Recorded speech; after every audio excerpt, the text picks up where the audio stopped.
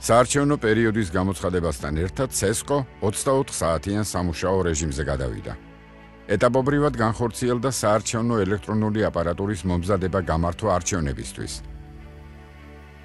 საოპერაციო სასაწყობე სივრცეში განხორციელდა ვერიფიკაციისა და ხმის დათვლის აპარატების ტესტირება, დახარისხება და ქვეყნის მასშტაბით რეგიონულ საწყობებში ტრანსპორტირება.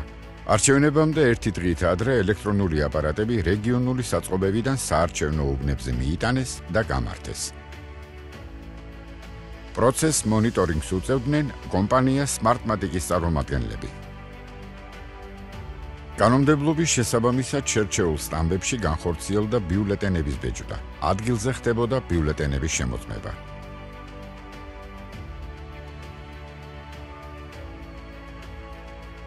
დაიბეჭდა საუბნო საარჩევნო კომისიებში კედელზე გასაკრავი ამომრჩეველთა სიები.